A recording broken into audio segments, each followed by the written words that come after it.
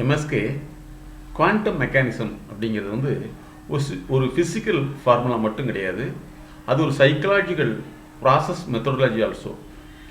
அதாவது ஒரு தனி மனிதனுடைய தனிப்பட்ட அறிவு, பல்வேறு அறிவு சார்ந்த பதிவுகள் அது டேட்டாவாக சேமிக்கப்பட்டு பின்பு அது செயலாக வெளிப்படுத்தப்படுகிறது. ஒரு செயலுக்கு பல நுண்ணிய பல காரணங்கள் இருக்கும். அது பாதிக்கப்பட்டதாக இருக்கலாம், விருப்பப்பட்டதாக இருக்கலாம், கற்பனையானதாக இருக்கலாம், நம்பிக்கை சார்ந்து இருக்கலாம், அல்லது அடுத்தவருடைய இன்ஃப்ளூயன்ஸ் இருக்கக்கூடிய தாக்கத்தினாலும் கூட இருக்கலாம்.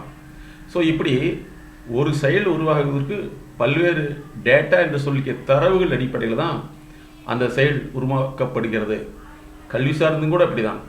எந்த பெற்றோரும் தன்னுடைய மகனோ மகளோ தொழில் அதிபராக வர வேண்டும் என்ற நோக்கத்தை தவிர தொழிலாளியாக ஏதாவது ஒரு இடத்தில் வேலை எடுத்தால் போதும் என்ற டேட்டா அடிப்படையில் தான் வாழ்கிறாங்க.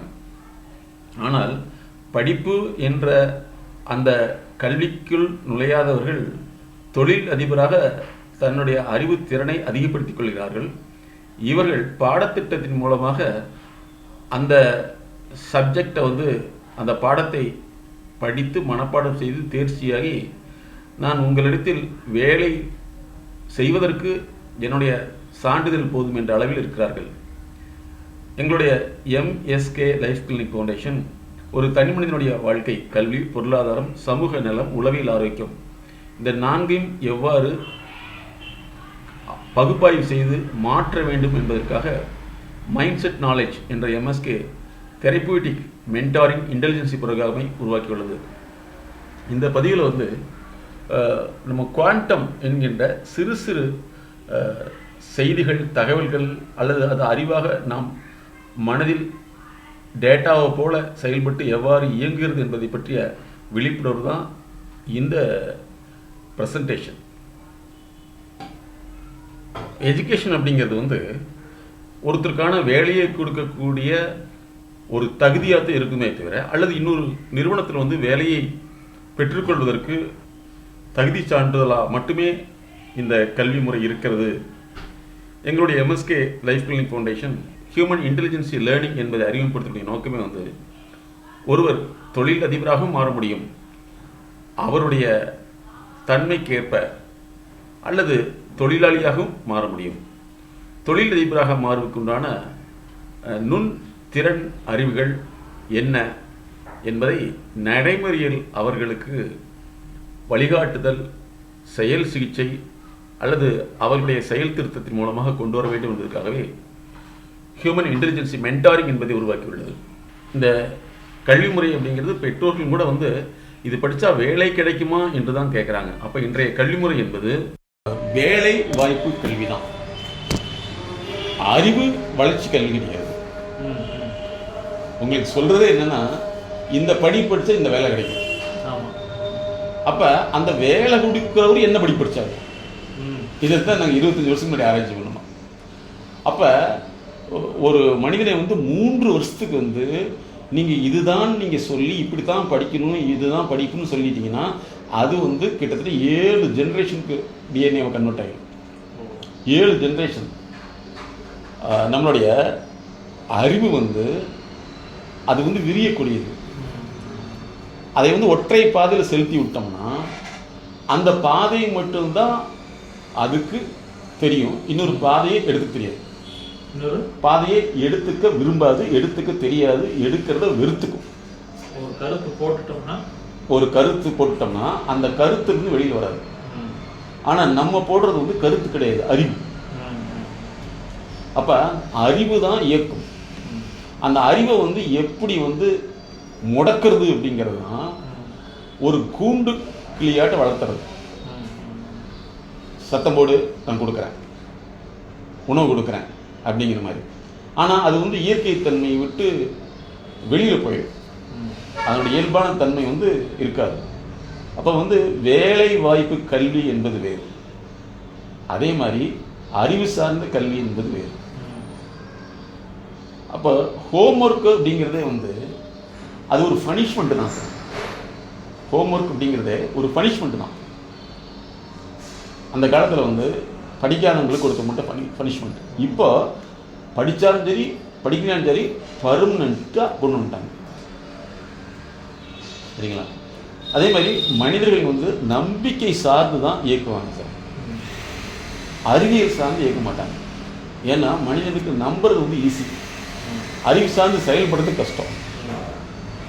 அப்போ இந்த உலகத்தில் வந்து உலகத்தை வந்து மாற்றிய ஃபார்முலாஸ் இருப்பார் சார். அது என்ன சொன்னாங்கன்னா ஒரு 17 வகையான ஃபார்முலா தான் உலகத்தையே மாற்றிருக்குறாங்க. அதில் வந்து ஃபஸ்ட்டு பித்தாகரஸ் நம்ம கேள்விப்பட்டிருக்கோம். அவர் நமக்கு வந்து ஒரு மேத்ஸ் வாத்தியார் தான் அப்படின்னு நினச்சிருக்கோம். ஆனால் அவர் ஃபிலாசபர், அறிவியல் சார்ந்த ஃபிலாசபர். அந்த அறிவியல் அவர் கண்டுபிடிச்சு தான் பித்தாகரஸ் தேற்றம். பித்தாகரஸுடைய கோட்பாடுகள் அறிவு சார்ந்த கோட்பாடு நிறைய இருக்குது. ஆமாம். ஆனால் நமக்கு அவங்க என்ன சொல்லிட்டாங்கன்னா மேத்தமெட்டிஷியனாக தான் காமிச்சிருக்காங்க. அவர் மேத்தமெட்டிஷியனுக்கு அப்பால் வந்து ஒரு ஹியூமன் சயின்டிஸ்ட். அதில் வந்து மேக்ஸ் எப்படி இருக்குன்னு ஒர்க் அவுட் பண்ணி கண்டுபிடிச்சாரு. அதுக்கடுத்து வந்து லாக் புக்குன்னு சொல்லுவாங்க, லாக்ரிதம்ஸ். அதுக்கு வந்து டெரிவேட்டிவ்ஸ். அதுக்கடுத்து லா ஆஃப் கிராவிட்டி. அதுக்கடுத்து இமேஜினரி நம்பர்ஸ். அப்புறம் யூலர் ஃபார்முலான்னு சொல்லுவாங்க. யூலர் ஃபார்முலா,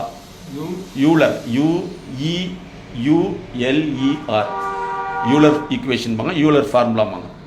அதுக்கடுத்து நார்மல் டிஸ்ட்ரிபியூஷன், அப்புறம் வேவ் ஈக்குவேஷன், அப்புறம் Fourier transformation, Navier Stoke equation, அப்புறம் Maxwell equation, second law of thermodynamics, relativity, அப்புறம் வந்து ஷ்ரோடிங்கர் ஈக்குவேஷன் சொல்கிறது, அப்புறம் இன்ஃபர்மேஷன் தியரி, கிரேஸ் தியரி, அதாவது சோஸ் தியரின்னு சொல்லுவாங்க. அதுக்கடுத்து பிளாக் சீச்சஸ் ஈக்குவேஷன்றாங்க.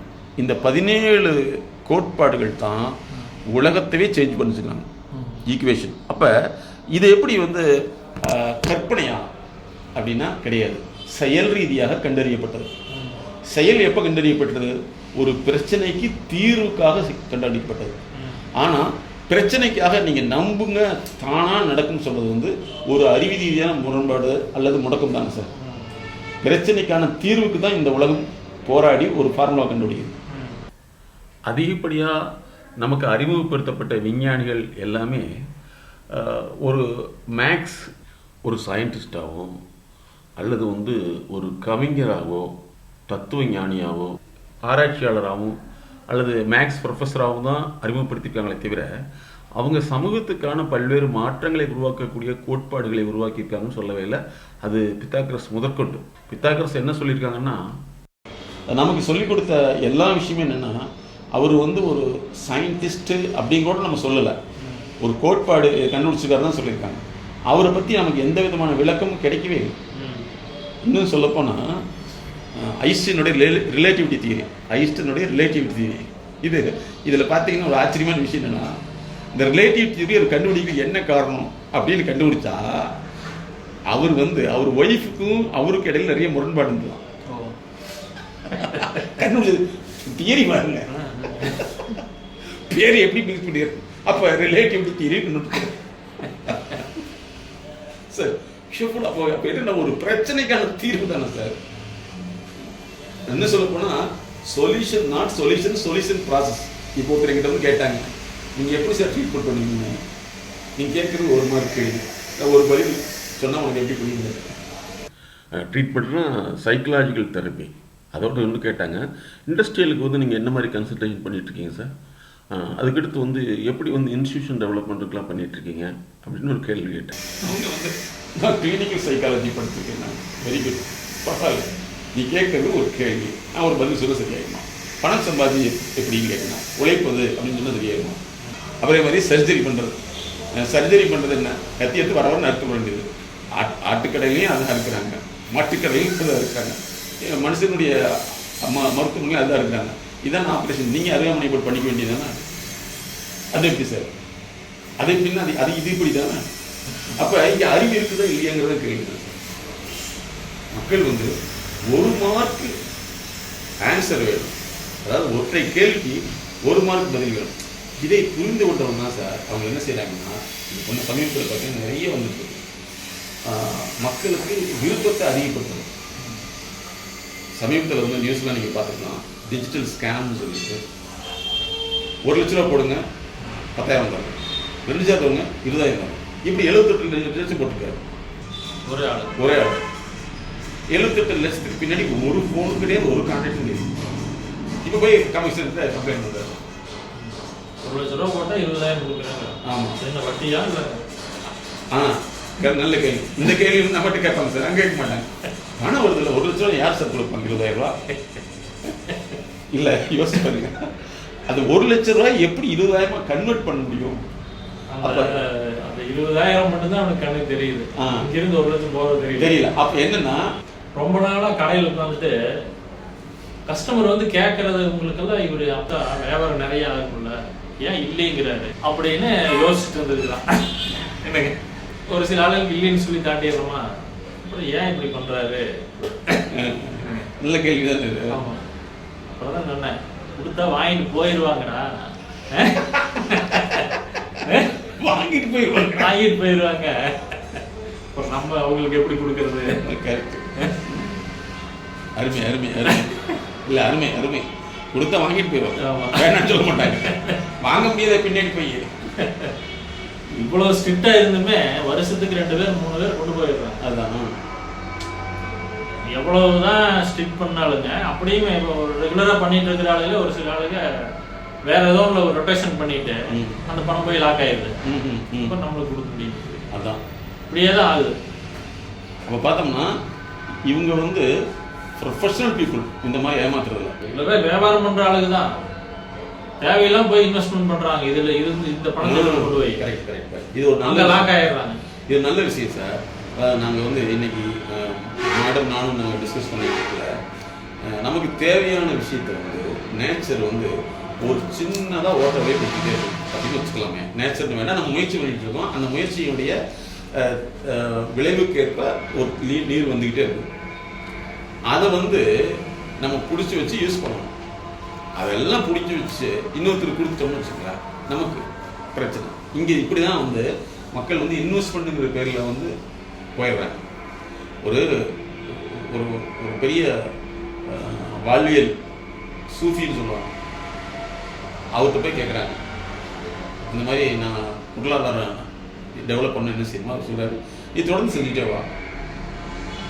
இல்லை சார், தொடர்ந்து செஞ்சால் வரமாட்டேங்குது. ஒரு நீ செஞ்சன்னா அது வரவாது, அதோட நீ இணைந்து செய்யணும்னு சொல்ற. இவன் அதே எண்ணத்தில் தூங்கிடலாம். அதுக்கப்புறம் பார்த்தீங்கன்னா ஒரு கனவுல வந்து ஒரு சின்ன வழியா ஒரு நெல் விழுந்துகிட்டே இருக்குது. சின்ன ஓட்டையா இருக்குதே, அந்த ஓட்டையை பெருசு சொல்லலாம்னு சொல்லி சுண்டூரில் இப்படி பண்றேன். திரும்பி முடிச்சு பாரு, கையில் ரத்தம் வருது. ஏன்னா அவன் மூக்குள்ள உடஞ்சிட்டு இருக்கேன், மூக்கு கை விட்டுருக்கா. அதுக்கப்புறம் நேராக போய் சொல்ல, நம்ம இப்படி கடல் வந்தது, இதுதான் வாழ்க்கை. அது சொல்லிக்கிறது இதுதான் இன்டர்பிரிட்டேஷன் ஆஃப் ட்ரீம். அதாவது நீ செய்யணும்னு நினைக்கிற, ஆனால் நீ செய்யற இடத்துல வந்து அங்கே தப்பு. அந்த ப்ராசஸ் வந்து நீ தொடர்ந்து செஞ்சுட்டு இருக்கிறது தான் வறுமையை தவிர, அதை நீ எக்ஸ்ட்ரா பண்ணணும்னு நினைக்கல தான் அது கடனாக மாறிடும். அதாவது கடமை கடன் ரெண்டுக்கு ரெண்டே விஷயம் தான் சார். நம்ம ஒரு செயலை வந்து தொடர்ந்து செஞ்சுட்டு கடமையாக செய்யறப்போ வந்து கடன் வராது. அந்த கடமையை வந்து இன்னொரு இடத்துல இன்வெஸ்ட்மெண்ட் பண்ணணும் அப்படின்னு நினைச்சு இங்க இருக்கிற எடுத்துக்கிட்டு போறோம் பார்த்தீங்களா, அங்கதான் கடன் கோட்பாடுன்னு ஒரு தியரி கண்டுபிடிச்சோம். என்னன்னா, கடன் எந்த அளவுக்கு இருக்கணும், கடன் வந்து இருக்கவே கூடாதுங்கிறத நம்மளுடைய நோக்கம். ஒருவேளை சந்தர்ப்ப சூழ்நிலைனால ஏற்படுச்சுன்னா ஃபிஷ் மவுத் தியரின்னு ஒன்று கண்டுபிடிச்சோம். மீன் வாய் கோட்பாடு. என்னன்னா, மீன் வாய் இருக்குல்ல சார், அதுக்குள்ள போற அளவு தான் உணவு இருக்கும். நீங்க பெரிய கட்டியை கொண்டு போய் வாய்க்குள்ள வச்சீங்கன்னா அதுவும் சாப்பிட முடியாது, இறையும் போகாது. அப்போ வந்து கடன்கிறது வந்து ஒரு மீனுடைய வாயில வந்து எவ்வளவு போகும் அப்படின்னா சின்னதாக தான் போகும். அப்போ அந்த அளவு உணவு அந்த அளவு மட்டும் இருந்ததுன்னா உங்களுக்கு பெருசாக பாதிக்காது. ஆனால் மெயினாக வந்து கடன் வாங்கணுங்கிற எண்ணமே தவறுந்துடும். அந்த எண்ணமே கடன் கொடுக்குறவங்களுக்கு அந்த எண்ணத்தை போய் தூண்டிடும். கடன் கொடுக்குறவங்க என்ன மனநிலை இருப்பாங்கன்னா, இவன் கொடுப்பானா கொடுக்க மாட்டான், கொடுக்கானா கொடுக்க மாட்டான், கொடுக்கலாம் என்ன செய்யுது அப்படிங்கிற எண்ணத்துலேயே இருப்பாங்க. நமக்கு என்னன்னா, ஐயோ வந்துருவானே ஐயோ வந்துருவானே ஐயோ வந்துருவானேன்னு நினச்சிட்டு. அப்போ என்ன ஆகுதுன்னா, இங்கே உழைப்பே இருக்காது, அவர் நம்பிக்கை. நமக்கு என்னன்னா எரிச்சல், ரெண்டு விஷயம். எரிச்சல், வந்துடுவாங்கன்னு சொல்லிட்டு. அப்போ இந்த கடன் வாங்குற விஷயம் வந்து மேக்ஸிமம் இருக்கக்கூடாதுன்னு அவங்களுக்கு எல்லாரும் சொல்லிக்கிறோம். ஆனால் சந்தர்ப்ப சூழ்நிலை இருக்குன்னா பரவாயில்ல, அது வந்து அஃபோர்டபிலிட்டின்னு சொல்லக்கூடிய தாங்கும் திறனோடு இருக்கும், அதை பண்ணிக்கணும். அதனால் வந்து சார் மக்களுடைய மனநிலை எப்படின்னா எது ஈஸியாக கிடைக்கும்னு நினைக்கிறாங்களோ அதை அவங்க புரிஞ்சுக்கிட்டு இதுதான் ஈஸின்னு சொல்லிக்கிட்டு லேக்ஸ் கணக்காக பார்த்தீங்கன்னா இப்போ ஸ்கேம்ஸ் கால்னு நிறைய வருது, சஸ்பெக்டட் ஸ்பேம் வருது. என்ன சொல்கிறாங்கன்னா 1 கோடி கால் 2 கோடி கால் வந்துட்டே இருக்கலாம் ஒரு நாளைக்கு. என்னென்னா இதை கேப்சர் பண்ணி அவங்கள மிரட்டுறது அல்லது கொடுக்கறது, இந்த மாதிரி டிஜிட்டல் அரசுலாம் வருது. இதில் என்னென்னா ஆசை தான் சார், ஆசை தான். ஆசையை தூண்டி விட்டால் மக்கள் எல்லாத்தையும் இழந்துருவாங்க, அறிவை தூண்டி விட்டா இழக்க மாட்டாங்க. இப்போ யாரும் அறிவு தூண்டவே இல்லை. அதனால் வந்து அறிவு தான் சார் கீழ்மட்டத்திலிருந்து மேல்மட்டம் வரைக்கும் பார்த்தோம்னா ஒரே கான்செப்டில் தான் அவங்களோட அறிவு இயங்குது. ரொட்டேஷன், இங்கே தூக்கி அங்கே போட்டால் அங்கே தூக்கி இங்கே போட்டால் பிஸ்னஸ்ன்னு நினச்சிக்கிறாங்க. அதே தான் கார்ப்பரேட் பீப்புள்ஸு 2 lakhs சம்பளம் வாங்குறாங்க. கிரெடிட் கார்டுன்னு ஒரு 4-5 கார்டை வச்சுக்கிறாங்க, வாங்கிக்கிறாங்க. அடுத்த நாள் சம்பளம் வாங்கினா காசு இருக்காது, கேட்டால் இந்த டேட்டுக்குள்ளே கட்டணும். அப்போ இந்த கார்டுலேருந்து இந்த கார்டுக்கு மாற்றுவாங்க. இந்த ரொட்டேஷன்லேயே போயிட்டுருக்கு, இவங்க கையில் காசு இருக்காது. இதுதான் சார் இப்போ நடந்துட்டு இருக்கு. அப்போ வந்து நம்மளுடைய எதிர்கால சந்தேகத்துக்கு என்னென்ன விஷயத்தை கொண்டு வரணும்னா, பிரச்சனை வந்தால் தீர்வு முறைகளை வந்து தீர்வாளர்கள் சொல்லக்கூடியவங்ககிட்ட மென்டாரிங் பண்ணிக்கணும் ஒன்று. அதுக்கடுத்து இன்னொரு விஷயம் என்னன்னா, பிரச்சனை வருதுனாவே நம்ம வளரலின்னு அர்த்தம். அப்போ வளர்ச்சிக்கான கன்சல்டேஷன் மென்டாரிங் இருந்ததுன்னா பிரச்சனை வராது. அதை மீறி வந்துச்சுன்னா அதை தீர்த்துக்கலாம். அப்போ இந்த ஒரு எஜுகேஷன் சிஸ்டம் தான் வந்து 17ஆம் நூற்றாண்டில் வந்து அரசர்களுக்கு கொடுத்தாங்க சார். மென்டாரிங் சொல்லுவாங்க. மென்டாருங்கிறது கிரீக் வேர்ட்ஸ், செயல் திருத்தத்தை உருவாக்கக்கூடியது. அப்போ ஒரு குழந்தைக்கு வந்து அல்லது ஒரு ஸ்டூடெண்ட்டுக்கு வந்து சிலபஸா அல்லது செயல் திட்டமா, பாடத்திட்டமா, செயல் திட்டமா, செயல் திருத்தமா, செயல் வந்து மறுசுழற்சி மறுதிருத்தமா அப்படின்றது. அப்போ நம்ம சொல்ல வேண்டியது வந்து அவங்களுடைய வாழ்க்கைக்கு வந்து செயல் திட்டம், செயல் திருத்தம், செயல் மேலாண்மை, செயல் வந்து மறுதிருத்தம். ஒரே செயல் வந்து வெற்றி கொடுத்தாரு, மறுதிருத்தம் கொண்டு வரணும். அப்படி ஒரு விஷயத்தை கொண்டு வரீங்க சார். இது வந்து நம்மளுடைய சந்ததிக்கு மட்டுமில்லை, ஜெனட்டிக்ஸாக உள்ள போய் 1825 ஒருத்தர் ஒரு பயோகிராஃபி எழுதுறாரு. பயோகிராஃபி அதாவது சுயசரிதம் எழுதுறாரு. என்னன்னா இந்த உலகங்கிறது ஃப்ளாட்டாக இருக்குது அப்படிங்கிறதும், இன்னொன்று வந்து அது ரவுண்டாக இருக்குங்கிறத பற்றி எழுதுறாரு. இன்னைக்கு வந்து அந்த புக்கை எடுத்து ஆராய்ச்சி பண்ணாங்க, அன்னைக்கு இப்படி எப்படி கண்டுபிடிச்சாருன்னு. அதே மாதிரி சார், அதாவது BC 200-250 சாதாரண நிழலை வச்சு இந்த உலகத்துடைய சுற்றளவு அளந்திருக்காங்க. இப்போ அளந்த அளவுக்கும் அதுக்கும் 37 மைல் தான் வித்தியாசம். எவ்வளோ அக்யூரசி சார். அப்போ அங்கே அறிவு தான் வேலை செய்யுது. அப்போ அறிவை நம்ம உருவாக்கணும், அறிதல் அதிகப்படுத்திட்டே வரணும் சார். இந்த உலகம் வந்து எல்லாமே வந்து எவல்யூஷன் சொல்கிறோம், பரிணாம வளர்ச்சி. ஆனால் அந்த காலத்தில் இந்த காலத்து வரைக்கும் நமக்கு ஒரே ஒரு விஷயத்தை தான் திருப்பி செஞ்சுக்கிறாங்க. என்னன்னா tuition education, coaching education, tutorial education. அப்போ இங்கே அறிவு வந்து பரிணாம வளர்ச்சி அடையவே இல்லைங்க. அதாவது வீட்டில் இருந்த வயர் ஃபோன் செல்ஃபோனாக மாறிடுச்சு, செல்ஃபோன் ஸ்மார்ட் ஃபோனாக மாறி, ஸ்மார்ட் ஃபோன் ஆண்ட்ராய்டாக மாறி, இப்போ ஆண்ட்ராய்டுக்கு அடுத்த வருஷம் வந்து வரப்போகுது. என்னன்னா இன்பில்ட்டாக ஹியூமனில் வச்சுருவான். அவன் தனியாக பேச வளர்க்க அவன் பேசிட்டு இருக்கானே யாருக்குமே தெரியாது. ஹெட்ஃபோன் போட்டு பேசினா தெரியறது இல்லை. இதில் எனக்கு ஒரு 15 வருஷத்துக்கு முன்னாடி வந்து ஒரு சின்ன எக்ஸ்பீரியன்ஸ். அப்போ தான் செல்ஃபோன் வருது சார். பஸ்ஸில் உட்காந்துருக்கேன். ஒரு லேடி இந்த பையனை பார்த்துருச்சு. ஆனால் நல்லா இருக்கேன்னு கேட்டுச்சு. நல்லா இருக்குமா அப்படின்னு. பையன் வந்து யாருமா அந்த அங்கிள்? அவர் வந்து சைக்காலஜி இல்லைடா, அவர் நிறைய பேர்த்து சரி பண்ணுறது, இந்த மாதிரி சிலர்லாம் வந்து அப்போலாம் வந்து சைக்காலஜிக்கு 5 வருஷத்துக்கு முன்னாடி இப்படி தான் தெரியும். ஒருத்தருக்கு மனசு சரியில்லை, தனியாக பேசிட்டாலும் சரி பண்ணுறது அப்படின்னு. ஏமா அவர் அந்த மாதிரி ஆமா அப்படின்னாரு. அங்கே யாருன்னா ஒருத்தர் வந்து செல்ஃபோனில் உள்ள இது ஏர்ஃபோனை போட்டுட்டு குப்பை பக்கத்தில் ஏன் இப்படி பண்ணிட்டு சொல்லுவாங்களா, இப்படிலாம் இருக்கக்கூடாதுல, அவனுக்கு தெரியாதுல்ல அப்படின்னு. ஆனால் அவர் நிற்கிறது குப்பைட்டில். சரி நடந்தது, அவன் பேசுறது ஆனந்த் பார்த்தேன். உண்மையிலேயே அந்த குழந்தை எவ்வளோ அப்சர்வ் பண்ணிருக்குது. அவனோட பேச்சு ஆர்வத்தில் போய் அந்த குப்பை மேலே காலை வச்சுன்னு பேசிட்டு கஷ்டம். உண்மையிலேயே நீங்க யாரை பார்த்தாலும் சரி, ஒரு நல்ல ஃபேன் செட் போட்டு இப்படி ஒருத்தர் பேசிட்டு இருக்காருன்னா அவன் எவ்வளவு பாதிக்கப்பட்டிருப்பாரு அப்படின்னு நமக்கு தோணும் இல்லைங்களா? அப்ப எந்த அளவுக்கு இருக்குது பாருங்க சார். அப்போ இனி கொஞ்ச நாளுக்கு வந்து இன்பில்ட் சிஸ்டம் ஒன்று உண்டாங்கன்னா தனித்தனியாக பேசிட்டு இருப்பாங்க. அதே மாதிரி சார் அதிகப்படியான அந்த வாழ்க்கையை வந்து சார் நம்ம ஒவ்வொருத்தரையும் புதுசாக பார்க்குறோம் சார். புதுசாக கற்பனை ரீதியில் பார்க்குறோம், நம்பிக்கை ரீதியில் பார்க்குறோம், அடுத்தவங்க சொல்லி கொடுத்த அடிப்படையில் பார்க்குறோம், அறிவியல் ரீதியில் பார்க்க முடியாது. அப்போ வாழ்க்கைங்கிறது கற்பனைகளை பார்க்கணும்னா அத்தனை பேருமே எனக்கு இது கிடைக்கலன்னு சொல்லி வருத்தப்பட்டு உடல் நோயாளியாகவும் பின்னாடி வந்து அறிவு நோயாளியாகவும் மாறிடுறாங்க. நாங்கள் மனநோயாளின்னு சொல்றது அறிவு நோயாளி தான். அதே மாதிரி நம்பிக்கையாக பார்க்குறவங்க கடைசி நேரத்தில் வந்து ஒன்று தன்னுடைய குற்றத்தை வந்து எதை நம்புறாங்களோ அது மேலே தூக்கி போடுறாங்க. கிரகத்தை நம்பக்கூடியவங்க கிரகம் சரியில்லைன்னு தூக்கி போடுறாங்க, கடவுளை நம்பக்கூடியவங்க கடவுள் சரியில்லைன்னு தூக்கி போடுறாங்க. இப்படி யாரை நம்புறாங்களோ அவங்க மேலே குற்றம் சொல்லிக்கிறாங்க. ஆனால் இவங்க குற்றத்தை திருத்தருக்கு விரும்புறதில்லை. இது நம்பிக்கைவாதிகள். அதுக்கடுத்து இந்த யாராவது சொல்லி கொடுத்து இப்படித்தானே இருக்கும், அப்படித்தானப்பா இருக்கும், கல்யாணம் முடிச்சா அவன் ஒய்ஃப்னா கண்ட்ரோலுக்குள்ள வைக்கணும் பார்ப்பான், அல்லது கல்யாணம் முடிச்சா ஹஸ்பண்டை கண்ட்ரோலுக்கு வைக்கணும் பார்ப்பான் அப்படின்னு சொல்லி 2 பேருமே கண்ட்ரோல் பண்ணி ஆளுக்கு ஒருத்தர் அடிச்சுக்காங்க. இது சொல்லி கொடுத்து கடைசி வரைக்கும் தெரியறதில்ல. வாழ்க்கையை அறிவியல் ரீதியாக பார்க்கல மட்டும்தான் சார் அதில் உள்ள குறைகள் நமக்கு வாய்ப்பாக தெரியும். குறைகள் தான் வாய்ப்பு, நிறைகள் வந்து வாய்ப்பு கிடையாது.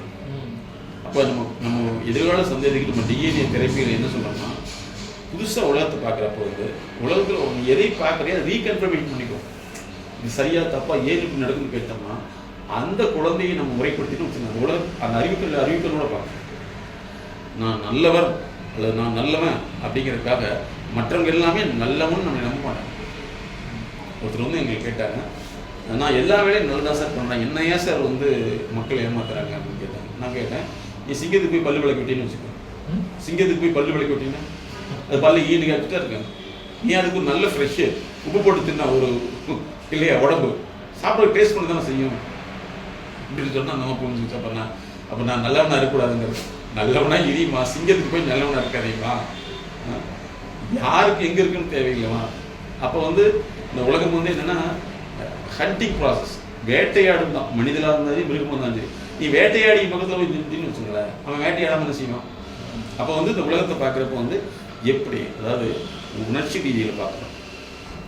அதுக்கடுத்து வந்து பார்த்தீங்கன்னா நம்ம வந்து கற்பனை ரீதியில் பார்க்குறோம். உணர்ச்சி ரீதியில் பார்க்குறதா இன்றைக்கி நிறைய ஸ்கேம்னு சொல்லக்கூடிய மோசடிகள். இந்த பணத்தை போட்டால் இவ்வளோ வந்துடும், இந்த பணத்தை போட்டால் இவ்வளோ வந்துடும் அப்படின்னா உணர்ச்சி உண்டாக்கலாம்.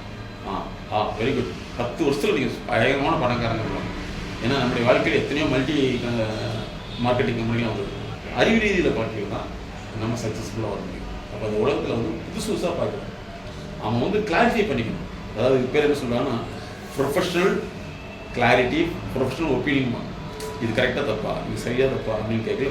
அதாவது எல்லா முன்னணி ஆளுகளை நான் பார்க்குறேன் சார், அத்தனை பேருமே சொல்லக்கூடியது என்னென்னா தேவிங் மென்டார், எல்லாமே மென்டாராக வச்சுருக்காங்க. அப்போ நமக்கு வந்து இந்த மென்டார்ஷிப் அப்படின்னா செயல் திருத்தம் பண்ணக்கூடியவங்க அர்த்தம். அதை நம்ம குழந்தைகளுக்கு கொடுத்துட்டோம்னா சார் கன்ஃபர்மேஷன் பண்ணிட்டே போயிடுவோம். ஏன்னா இந்த உலகம் வந்து தகவலால் தோக்கடிக்கும், முறையற்ற தகவலால் தோக்கடிக்கும். முறையான தகவல் பெற்றோம்னா முழுது வெற்றியாளர் சார். உலகம் நாங்கள் பார்க்குற பறவையில் இந்த அறிவியல் ரீதியாக பார்க்கக்கூடியவங்க அத்தனை பேர் தான் சார் மக்களை வளர்த்திருக்காங்க. அவங்களுக்கு வந்து இந்த இயற்கை அப்படிங்கிறது எப்படி பார்க்குறோன்னா ஒரு செயல்பாடு. இன்னும் சொல்லப்போனால் நம்ம வந்து நம்ம இயக்கக்கூடிய சக்தியை வந்து காட் அப்படின்னு வச்சுக்கோம் இல்லைங்களா. அதை வந்து காடுங்கிற வேர்டை வந்து நிறைய டிஸ்கிரைப் பண்ணாலும் ஜெனரேட்டிங் ப்ராசஸ், ஆப்ரேஷன் ப்ராசஸ், அப்புறம் வந்து development process or destruction process. ரெண்டுமே காடுங்கிறது ஜெனரேஷன் ப்ராசஸ், அதை உருவாக்கக்கூடிய செயல்முறை உருவாக்குறது. ஆப்ரேஷன் ப்ராசஸ் செயல்படக்கூடிய ப்ராசஸ், இயக்கத்துறை. அதுக்கடுத்து இந்த டீல வந்து 2 இருக்குது, ஒன்று டெவலப்மெண்ட், இன்னொன்று டிஸ்ட்ரக்ஷன். இதில் எங்கே போகிறோம், அதோடு இணைந்தோம்னா டெவலப்மெண்ட், அதுக்கு வெளியில் வந்தோம்னா அது வந்து டிஸ்ட்ரக்ஷன். இப்போ இந்த காடுங்கிறதுக்கு மீனிங் தான் சார், GOD. அப்போ அறிவு சார்ந்த உலகத்தை பார்க்குறவங்க எல்லாமே ஆச்சரியப்படுவாங்க. இந்த ஆச்சரியப்பட்டு ஓ இப்படிலாம் இருக்குதான்னு சொல்லிட்டு அந்த ஆச்சரியத்தை தான் தன்னோடு டிசைபிள் தன்னுடைய சீடர்கள் டிசைபிளுக்கு வந்து லேர்ன் பண்ணி கொடுத்தாங்க. ஏன்னா அவங்க 50 வருஷம் கற்றுருக்காங்க, இந்த 50 வருஷத்தை அப்படியே இவங்களுக்கு கொடுக்குறாங்க. அப்போ இவங்களுக்கு 25 வயசு 75 வயசு ஆச்சு. இவங்க கொஞ்சம் கண்டுபிடிக்கிறாங்க, இந்த 75 இன்னொருத்தருக்கு கொடுக்குறாங்க, 100 வயசு ஆச்சு. அப்போ நமக்கு வந்து வயசு வந்து அழிவே கிடையாதுல்ல சார். இப்போ நம்ம அந்த வேலைக்கு செய்யறோம். நம்முடைய வாழ்நாள்ங்கிறது வந்து உடல் சார்ந்த அழிவோடு முடியக்கூடாது, அறிவு சார்ந்த அறிவாக தொடரணும். உலகத்தில் வாழ்ந்தோம் அப்படிங்கிற ஒரு பிடி மண்ணா இருக்கக்கூடாது. இந்த உலகம் முழுவதும் நம்முடைய வாழ்நாள் வந்து அறிவா நிலைநிறுத்தணும் சார்.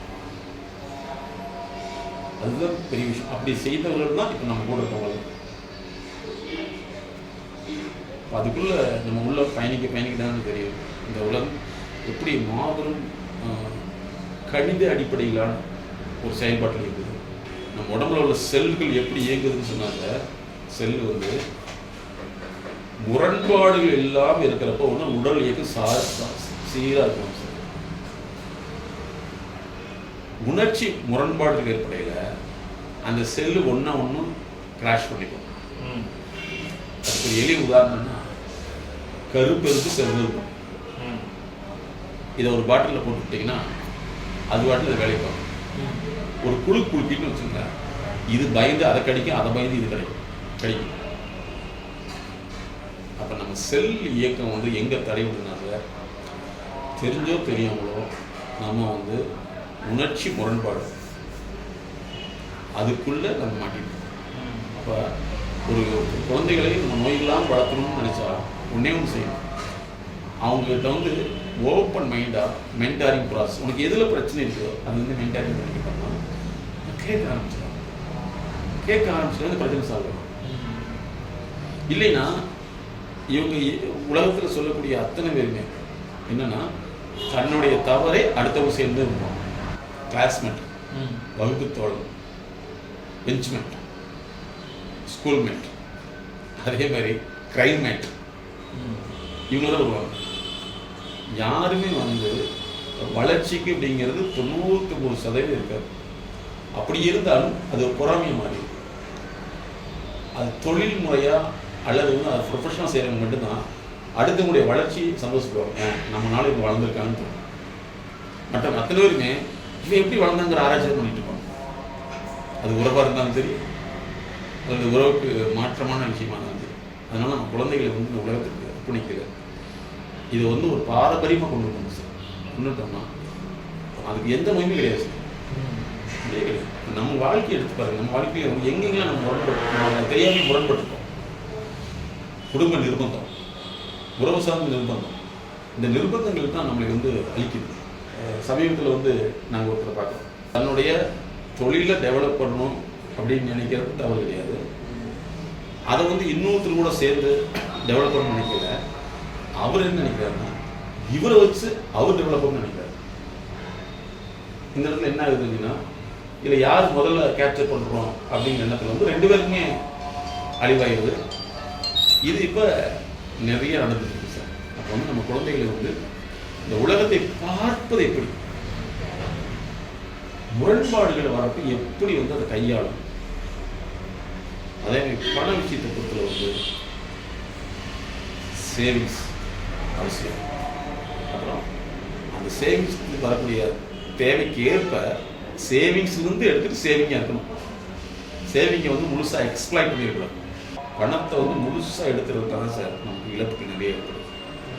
இது நம்ம குழந்தைகள் சொல்லிக்கணும். ஏன்னா இனிமேல் வந்து தெரிவிக்க மாட்டாங்க சார். Cashless transaction. நீங்கள் ஒரு 1000 ரூபா வச்சுருக்கீங்கன்னா சார், நம்ம அதை எடுத்து கொடுக்குறப்ப என்ன இந்த ஃபோனில் வந்து நிறைய பேர் பண்ணிடுறதுனால கேஷ்லெஸ் எக்கானமி வந்து அதிகமாகிட்டு இருக்குது. அப்போ என்னன்னா இந்த இடத்துல வந்து அடுத்த ஒரு டிராபேக் என்னன்னா அந்த பணம் வந்து நம்பராக மதிப்பீடு செய்யப்படும். இப்போ பணம் வந்து நம்மளோட பேப்பராக மதிப்பாகுது. அப்போ நம்ம எண்ணி கொடுக்குறதுல வந்து we have to conscious. அப்போ இந்த ஒரு விஷயத்தை வந்து நம்ம மனசில் வச்சுக்கிட்டு நம்மளுடைய சந்ததிகளுக்கு சொல்லிக் கொடுக்கணும். cashless economy that leads to tremendous dangers. வந்து பொருளாதார அறிவு, மனித அறிவு, தொழில் அறிவு, அதுக்கடுத்து நம்மளை மேனேஜ் பண்ணக்கூடிய சுய மேலாண்மை அறிவு, அதுக்கடுத்து குடும்பத்தை புரிந்து கொள்ளக்கூடிய ஃபேமிலி இன்டெலிஜென்சின்னு சொல்லுவோம். இது அதுக்கடுத்த விஷயம் என்னன்னா, இதில் வரக்கூடிய முரண்பாடுகளை வந்து சரியான மென்டாரிங் மூலமாக வந்து நிவர்த்தி செஞ்சுட்டு அடுத்த லெவலுக்கு போயிடணும். போராட்டம் விட்டுக்கூடாது. போராட்டம் தான் நம்ம செல்லை வந்து டேமேஜ் பண்ணும். நைட்டு படுத்தோம்னா இப்படி ஆகி போச்சு, இப்படி ஆகி போச்சு, இப்படி ஆகி போச்சு. அந்த ஒவ்வொரு தடவையும் வந்து உடல் குழுக்கப்படுது. இந்த குழுக்கப்படுறது செல் டேமேஜ் வருது சார். அதே மாதிரி கேன்சர் இன்னைக்கு ரொம்ப அதிகமாக வருது சார். கேன்சருக்கு ஒன்றும் கிடையாது. நம்முடைய வாழ்க்கை சார்ந்த இழப்பு, வாழ்க்கையை சார்ந்த அழுத்தம், வாழ்க்கை சார்ந்த நிர்பந்தம், வாழ்க்கையில் ஏமாந்து விட்டோம் அல்லது ஏமாற்றிடுவோங்கிற பயம், இந்த அழுத்தத்துக்குள்ள இருக்கிற செல் செத்து போய் செத்த செல் ஒன்று சேர்த்து உயரமாக இருக்கு. அப்புறம் நம்முடைய ஒரு ஆரோக்கியமான சமூகத்தை உருவாக்குறது வந்து அவருடைய நடத்தை சார்ந்த விஷயங்கள் முனைப்பு வச்சு வந்து சார் நம்முடைய வாழ்க்கையை வந்து ஒரு புத்தகம் பார்த்துட்டு சார் நம்ம அடுத்த முயற்சி பண்ணிட்டு ரஃபாக கணக்கு வச்சுக்கலாம். 100 ஆண்டுகள் வாழ்கிறோம்னா 100 ஆண்டுகள் என்ன செஞ்சுருக்கோம், 100 ஆண்டுகளுடைய அடையாளம் என்ன, நம்மளுடைய வாழ்க்கைங்கிறது ஒரு ஃபோட்டோவில் அடங்கிடுதா? அது வந்து 3 வருஷத்துக்கு மேலே ஃபோட்டோ வச்சுக்க மாட்டாங்க இல்லைங்களா? இப்போல்லாம் 12 நாளே வைக்கிறது இல்லை சார். 3ஆவது நாள் சாமி கும்பிட்டோடனே அது இப்போ அதையார் பார்த்துட்டுருக்குன்னு எடுத்து பீரோ கடியில் போட்டுறாங்க.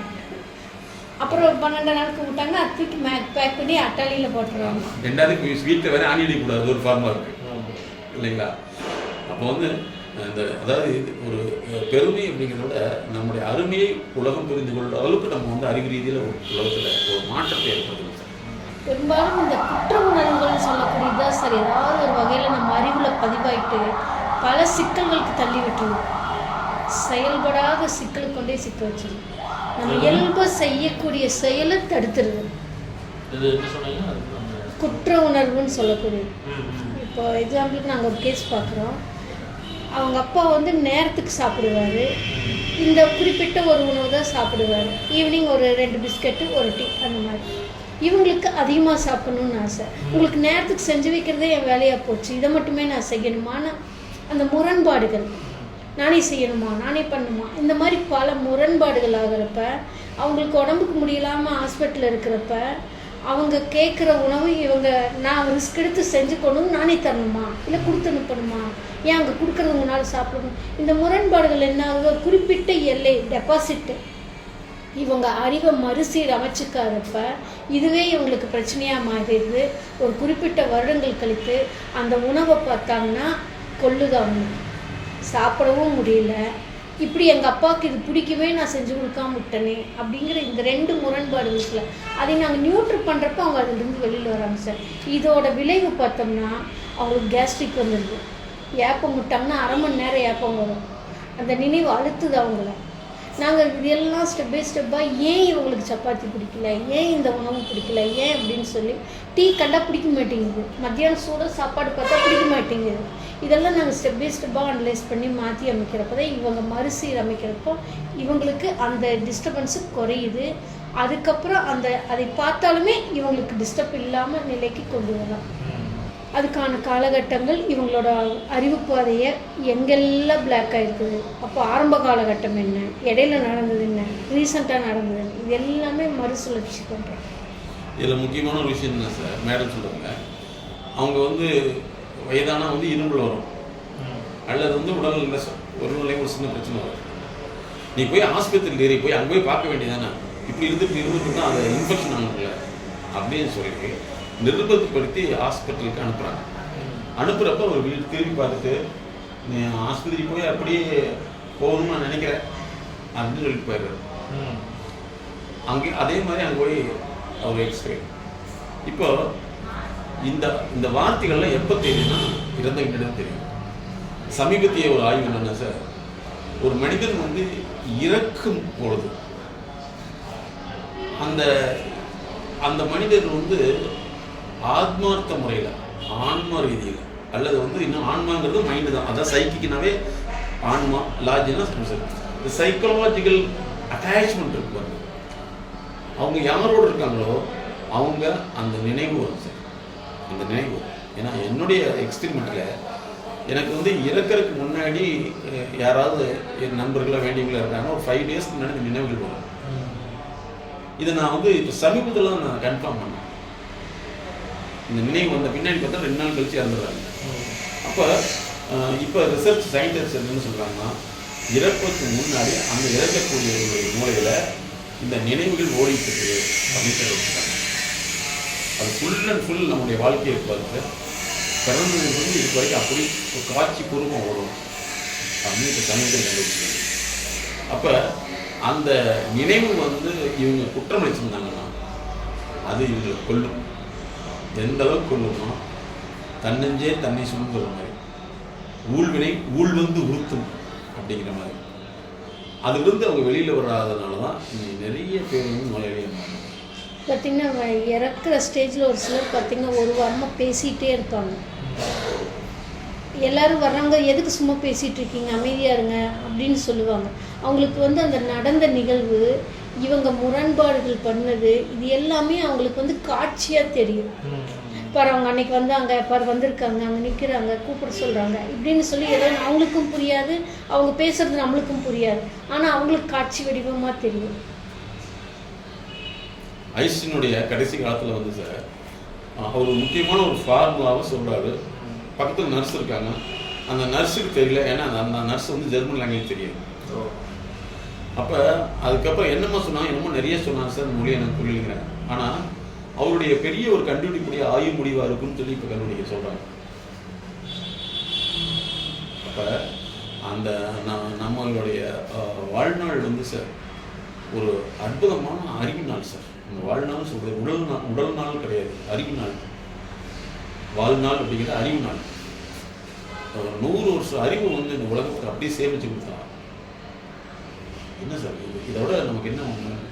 நம்ம இங்கே தான் வந்து we are connected with cosmic intelligence. அதோட நம்ம இணைஞ்சிடறோம் அப்படிங்களா? எவ்வளோ, அதாவது நமக்கு அறிவியலற்ற அனுபவங்கள், இப்போ அறிவியலோடு ஏற்படக்கூடிய ஆய்வுகள் 2 இருக்கு. நம்முடைய வாழ்க்கையில் அனுபவங்கள் எல்லாமே ஒரு அறிவியலற்ற முறையில் தான் நடந்தது. இப்போ வந்து அறிவியல் ரீதியான ஆய்வு ரீதியில் ஒன்று பார்க்கணும். இந்த 2 வித்தியாசம் நமக்கு தெரியணும். அப்போ வந்து இந்த உலகத்தை அறிவியல் ரீதியில் பார்க்கணும், உணர்ச்சி ரீதியில் பார்க்கக்கூடாது, நம்பிக்கை ரீதியில் பார்க்கக்கூடாது. அப்போ இந்த அறிவியல் ரீதியில் பார்க்க எவ்வளோ விஷயம் நம்ம புரிஞ்சுக்கணும். நம்ம வாழ்க்கையை இழந்து விட்டோம் என்கிறத விட நம்முடைய அந்த இழக்கக்கூடிய அறிவை பெற்றுக்கொள்ளவில்லை அப்படிங்கிறத உண்மை. அதே மீறி சில சமயங்களில் வந்து நடக்கும். அது வந்து ஹியூமன் எரர்னு சொல்லக்கூடிய மனித தவறுகளாலேயோ அல்லது வந்து லேக் ஆஃப் அவேர்னஸ் சொல்லக்கூடிய விழிப்புணர்வு குறைபாடுனாலேயோ அல்லது எதாச்சியாக சில விஷயங்கள் வந்து ஒரு பை ஆக்சிடென்ட், அது இன்சிடென்டலி ஆக்சிடென்டல், நிகழ்வு ரீதியான ஒரு விபத்தாகவும் நடக்கும். அது நடக்கும். அந்த நிகழ்வில் நாம் கற்றுக்கொண்டது என்ன, வாட் இஸ் லேர்ன் அப்படிங்கிறத விட நாம் இழந்துட்டோங்கிற ஒரு புலம்பல்ல தான் நம்ம இருக்கோம். அந்த இடத்துல லேர்னிங் இருக்காது. அப்படி ஆகிப்போச்சு, பரவாயில்ல, அடுத்த என்ன செய்யும்.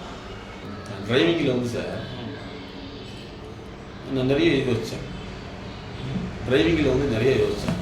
டிரைவிங்கில் வந்து என்ன நடக்குது, என்ன ப்ராசஸ் நடக்குது அப்படிங்கிற நான் கண்ணோச்சோம். ஒருத்தர் டிரைவிங் பண்ணுறப்போ வந்து எதிர் சூழ்நிலையும் இந்த இருபுறம் உள்ள சூழ்நிலை பின்புறம் சூழ்நிலையை கணித்து அந்த கணிப்புக்கேற்ப கை ஸ்டேரிங்லையும் அதே மாதிரி வந்து கால் வந்து ஆக்சிலேட்டர் பிரேக்லையும் கிளச்சிலையும் அந்த மைக்ரோ செகண்ட் வேலை செய்யும்.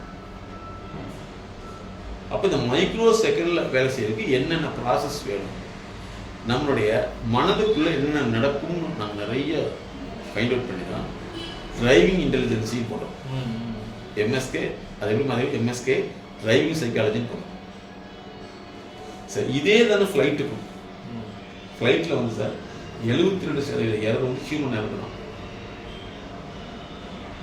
அப்போ இதை பண்ணுவோம்.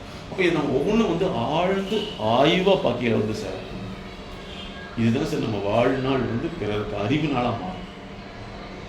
இல்லைன்னா வாழ்நாள் வந்து சாதாரண உடல் நாளாகத்தான் இருக்கும். உடல் சார்ந்த ஒரு காலப்போக்காக இருக்கும். ஒரு அற்புதமான வாய்ப்பை இயற்கையை கொடுத்துருக்குது, அல்லது நம்ம அதை விரும்புகிறோம் அப்படி எடுத்துக்கலாம். அப்போ நம்மளுடைய ஒவ்வொரு செயலுமே வந்து சார் வி மஸ்ட் தேங்க். இதுக்கு ஒரே ஒரு விஷயம் தான், நன்றி உணர்வோடு அந்த செயலை தொடர்ந்து தான். நம்முடைய வாழ்நாள் வந்து ஒரு 10 புத்தகமாக நம்முடைய குழந்தைகளுக்கு இருந்ததுன்னு வச்சுக்கலாம், அது சொத்தாக மாதிரி. அதே மாதிரி சார் நாங்கள் அடிக்கடி ஒரு விஷயத்த சொல்லி தான் ஒரு 3 வருஷத்துக்கு முன்னாடி கொண்டு வச்சோம். ஆல்ரெடி உங்களுக்கு நான் சொல்லியிருப்பேன், டிஜிட்டல் கிரேவியார்டு. அதாவது மின் மயானம் சுடுகாடு, மின்னணு சுடுகாடு. என்னன்னா நம்ம ஒரு உலகத்தில் வாழ்ந்தோங்கிறத வந்து முதல்ல வந்து புதைக்கப்பட்டு அந்த எலும்புக்கூடியில் வச்சு எடுத்தாங்க. இப்போ வந்து எரிக்கப்பட்டாங்க, அடையாளமே இல்லை இல்லைங்களா? ஆனால் நம்ம சரியான முறையில் வாழ்ந்துட்டோம்னா டிஜிட்டல் இம்பிரிண்ட்டை ஏற்படுத்தலாம் இந்த உலகத்தில், மின்னணு. அதைத்தான் நம்ம டிஜிட்டல் மீடியா சைக்காலஜி நம்ம கிரியேட் பண்ணோம். இதனுடைய நோக்கம் என்ன, நம்முடைய வாழ்நாளுடைய விஷயங்கள் எல்லாமே வந்து இந்த உலகத்துக்கு அர்ப்பணிச்சு அது வந்து காலாகாலத்துக்கு இனிமேல் இருக்கும் சார். 50 ஆண்டுகள் கழித்து நம்மளுடைய வாழ்நாள் வந்து நம்ம குழந்தைகள் தேடப்படக்கூடிய அளவுக்கு நம்ம வாழணும். 50 இல்லை 100 வருஷம் கழிச்சு கூட. அப்போ என்னென்னா இதில் நாங்கள் என்ன நினைக்கிறோம்னா, ஒரு டிஜிட்டல் ஐடென்டிட்டியை உருவாக்கணும் சார். நம்ம அடுத்தது நம்ம செய்ய போகிறோம். அந்த ஐடென்டிட்டியை உருவாக்கி பண்ணி இது நம்ம குழந்தைகளுக்கு கொடுத்துருவோம். இதை நீ கண்டினியூ பண்ணணும். டிஜிட்டல் ஐடென்டிட்டி, அதாவது மின்னணு அடையாளம்.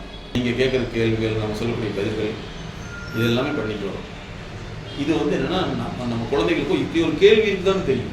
2 விஷயம் நம்ம பண்ண முடியும் சார். 2025 நம்ம வேண்டிய நண்பர்களுக்கு மட்டும் இந்த ப்ராசஸ். ஒன்று வந்து நம்முடைய பேச்சுக்கள் அறிவியல் படுத்தப்பட்டு புத்தகமாக கொண்டு வரும். இன்னொன்று வந்து நம்மளுடைய பேச்சுக்கள் காட்சி வடிவமாக பண்ணி அது வீடியோவை பண்ணுறது.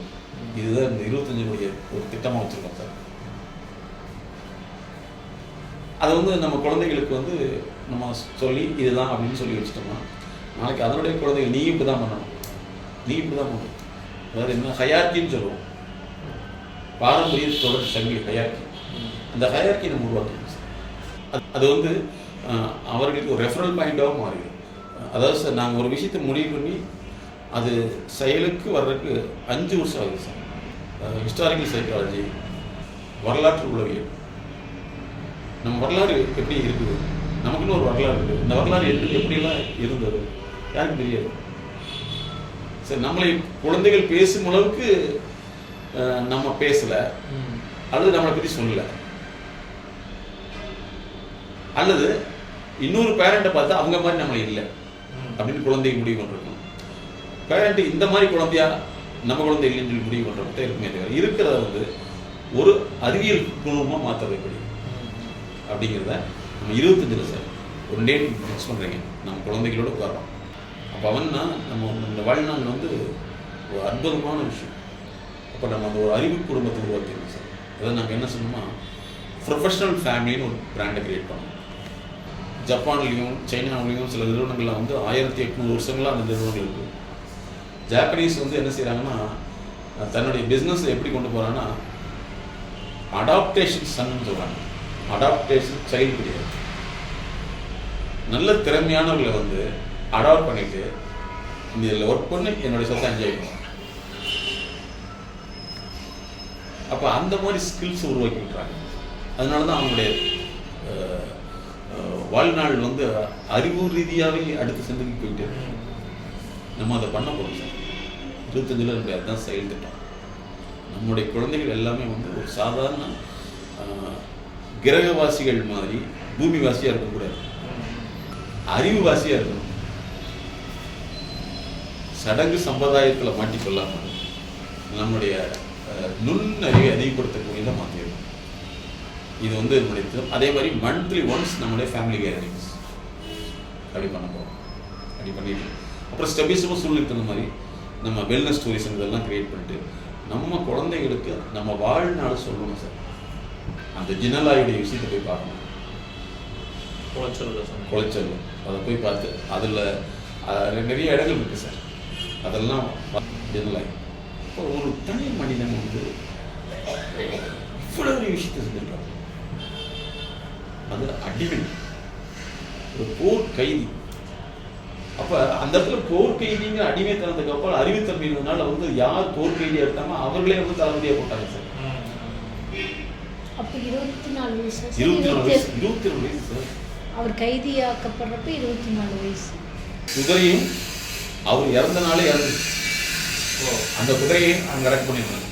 அவர் பக்கத்திலேயே அடக்கம் பண்ணியிருக்காங்க. அவருடைய பையனும் அதே மாதிரி போருக்கு சென்று இறந்துருக்காங்க. சித்தர்கள் அப்படிங்கிறது வந்து அந்த காலத்துல எக்ஸாம் இருக்கணும், எக்ஸாம் பரீட்சை. அந்த சித்தர்கள் வந்து 18 நிலை இருக்கு, 18 லெவல். அதை கவர் பண்ணாத சித்தர்கள் போஸ்ட் கொடுப்பாங்க. அந்த லெவலுக்கு வந்த முன்னாடி உங்களுக்கு என்ன செய்வாங்கன்னா, உங்களுக்கு ஒரு பீடம் கொடுத்துருவாங்க. பீடம்னா அந்த இடத்துல உட்காந்து நீ சர்வீஸ் பண்ணலாம். என்ன சர்வீஸ்? மக்களுக்கு அறிவு சார்ந்த, சித்தம்னா மனசு, அறிவு சார்ந்த சேவைகள் பண்ணலான்னு. அதில் வந்து நிறைய கொஸ்டின் ஆன்சர் கேட்பாங்க முன்னாடி உள்ளவங்க எல்லாமே. யாருடைய கொஸ்டினுக்கு நீங்கள் ஆன்சர் சொல்லுவீங்களோ அவங்க கூட நீங்கள் இருக்கணும். இத்தனை வருஷத்துக்கு இருந்து ப்ராக்டிஸ் கற்றுக்கணும். கற்ற பின்னாடி தான் உங்களுக்கு அந்த சித்தர் பீடம் கொடுப்பாங்க. அதுக்கு பேர் படுகை அப்படின்னு சொல்லுவாங்க, கற்படுகைன்னு சொல்லுவாங்க. அங்கே வந்து பேஷண்ட்டை உட்கார வச்சு க்யூர் பண்ணுறோம். அந்த இடம்லாம் அங்கே இருக்குது சார். இப்போ இன்னொரு இடம் எடுத்து காமிச்சாங்க, நிலாப்பாறைன்னு சொல்லுவாங்க. நிலாப்பாறைன்னா இப்படி உட்காந்துக்கோங்க, நைட் படுத்துக்கோங்களாம். அந்த நிலாவில் எங்கெங்கே இருக்குது, என்னென்ன இருக்குது, அந்த கிரகங்களை இந்த பாறையில் அப்படி வரைஞ்சிட்டு அதை வச்சு தான் நோட்ஸ் எடுத்துருக்காங்க. இன்றைக்கி வந்து சில இடங்கள்லாம் வந்து ஃபாரினில் அப்படி தான் பண்ணி எடுத்துருக்காங்க. அந்த மாதிரி இடங்கள்லாம் நம்ம பார்க்கல வந்து அவங்கெல்லாம் சாப்பிட்டு போட்டு சாகலாம் சார். ஆனால் சாப்பிட்டு போட்டு வாழ்கிறாங்க, சாகலை. இன்றைக்கி நம்ம பேசிகிட்டு இருக்கோம். நம்மளுடைய வாழ்க்கை வந்து அறிவுசார் வாழ்க்கையாக இருக்கும். அந்த அறிவுசார்ந்த வாழ்க்கைக்கான பொருளாதாரம், சமூகத்தில் நம்முடைய முயற்சி இதெல்லாம் நம்ம உருவாக்கிட்டு அதோட கோர் ஸ்ட்ரக்சர் இதுவாகும். இது சுற்றி வரணும் என்ஜின் மாதிரி. அதை பண்ணிட்டு போயிட்டோம்னா அந்த குழந்தைகள் எங்கே போனாலும் சரி சார் உலகத்தை பார்க்க ஆரம்பிச்சோம். அதுக்கு எனக்கு இந்த வெல்னஸ் டூரிசமும் ஒன்று கிரியேட் பண்ணும். வெல்னஸ் டூரிசம் அதாவது அங்கே போய் வந்து நம்ம வெறும் காட்சிகளை பார்க்கக்கூடாது. காட்சிக்கு பின்னால் இருக்கக்கூடிய கடமை, காட்சிக்கு பின்னால் இருக்கக்கூடிய அறிவு, காட்சிக்கு பின்னால் இருக்கக்கூடிய தியாகம், காட்சிக்கு பின்னால் என்ன அறிவியல் இருக்குது, என்ன வரலாறு இருக்குன்னு நமக்கு சொல்லிட்டோம்னா அதுதான் சார் பெரிய விஷயம். பாரதி ராஜா படம் இருக்குல்ல சார், கடலோர கவிதைகளில் அவர் இந்த ஏபிசியில் எழுதியிருப்பாங்க. அந்த ஏரியா அப்படி நல்லா இருக்கும். அதை நான் ரொம்ப யோசிச்சே இருப்பேன். அது என்னென்ன இருக்குன்னா, அந்த பிரிட்டிஷ்காரங்கள் கிட்டத்தில் அந்த தப்பிச்சு போகிறதுக்காக வந்து ஃப்ரெஞ்சு படைகள் வந்து அந்த ஓரத்தில் தான் தப்பிச்சு போயிருக்காங்க, போகிற ட்ரை பண்ணியிருக்காங்க. அந்த மாதிரி இடம். ஆனால் அதுக்கப்புறம் பேச்சுவார்த்தை நடந்து அந்த ஃப்ரெஞ்சு படைகளை கொள்றதுக்கு இவங்க ட்ரை பண்ணியிருக்காங்க. அதுக்கப்புறம் பேச்சுவார்த்தை நடந்து அதெல்லாம் வேண்டாம் அப்படின்னு சொல்லிட்டு மறுபடியும் அவங்கள வச்சு நிறைய டெவலப் பண்ணியிருக்காங்க. அந்த ஏரியாவெலாம் அது போகணும். அவனுக்கு நமக்கு அந்த உணர்வு இருக்கு. அங்கே போய் உட்காந்து ஒரு 10 நிமிஷம் நம்ம அதோடு நாங்கள் அங்கே போனோம்னா எங்கேயே போனோம்னா சார் நம்ம அதை கண்ணு மூடி கொஞ்சம் நேரம் நம்ம ஃப்ரீயாக உட்காந்து அதோடு வாழ்கிறது, அந்த உணர்வோடு வாழ்கிறது. இப்போ நல்லா டெவலப் பண்ணிட்டாங்க சார். அதெல்லாம் நமக்கு வாய்ப்பு கிடைக்கும் சார். நம்மளுடைய ஒவ்வொரு செயலுக்கு முன்னாடி ஒரு அறிவியல், அந்த அறிவியலை நம்ம குழந்தைகளுக்கு உணர்த்திக்கிட்டே இருக்கும் சார். அதுதான் நம்மளுடைய ரத்தம் மட்டும் அந்த குழந்தைகளுக்கு போனால் பார்த்தாரு, நம்மளுடைய அறிவும் சேர்ந்து போகும். அப்போ அந்த குழந்தைக்கு வயசு அதிகமாகிடும். நம்மளுடைய 50 ஆண்டு வயசு அல்லது 100 வருஷம் வந்து அந்த குழந்தையோட சேர்ந்துன்னா அது 150 வருஷம் ஆகிடும். நம்மளுக்கு இந்த கன்னியாகுமரினா காந்தி மண்டபம், விவேகானந்தர் பாறை, சன்செட்டு, சன்ரைஸ், இந்த 4 தான் தெரியும். அதுக்கும் அப்பால் எங்களுக்கு ஒரு நாளைக்கு ஒரு இடம் தான் போக முடியுது சார். எங்களுக்கு அதுக்கே பத்த மாட்டேங்குது ஒரு இடத்துக்கு போயிட்டு வரக்கே. அங்கே போய் இம்ப்ரெஷன் ஆகி தான் நம்ம டீமில் உள்ளவங்ககிட்ட சொன்னோம் சார், இந்த வரலாறு வந்து ரொம்ப நல்லா இருக்குது, ஏதாவது ஒன்று பண்ணுமா தான். அவர் கிட்டத்தட்ட வந்து 714 பேஜில் கொடுத்து போட்டார். அந்த ஃப்ரெஞ்சுக்காரருடைய தொப்பி இப்படி தான் எல்லா சிலைகளும் இருக்குது. இவருடைய அந்த தொப்பியை வச்சுருக்காரு, அந்த சிலையை வச்சுருக்காரு. அதை வந்து வரலாற்று ஆய்வாளர்கள்னா இந்த மன்னர் வந்து இவருக்கு நன்றி செலுத்தினதுக்காக தான் வந்து இந்த சிலையை அங்கே வச்சுருக்காங்க. ஆனால் வருஷம் அவங்க அந்த ப்ரோக்ராம் நடக்குது சார். வருஷம் நடக்குது சார். அந்த கவர்மெண்ட் நடத்துது. அந்த நெட்டில் அவைலபிள். 1ஆம் தேதி வந்து ராஜமரியாதை அந்த இடத்துல வந்து குளச்சல் போருக்கான ஒரு இது வச்சுருக்காங்க சார், நினைவு தூண். அங்கேயும் நாங்கள் போயிருந்தோம். நினைவு தூணில் வந்து கேரளாவும் தமிழ்நாடும் ஒரு ஃபங்க்ஷன் இருக்குது. அது வந்து லோக்கல் மீடியாவில் ஒரு பெருசாக அதை கொண்டு வருவதில்லை. அது மாதிரி சார் எல்லாமே இந்த உலகத்துக்கு அர்ப்பணிக்கப்பட்ட நபர்களுடைய சூழல் சார்.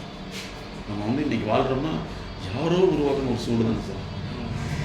நம்மளும் அந்த சூழலில் ஒருத்தராக இருக்கலாம். அடுக்கி வச்சுட்டு அது கொஞ்சமாக கீழே போயிடும். அதை எழுதி வெளியெடுக்கல தான் நமக்கு ரொம்ப ஒரு மகிழ்ச்சிகரமாக இருக்கும்.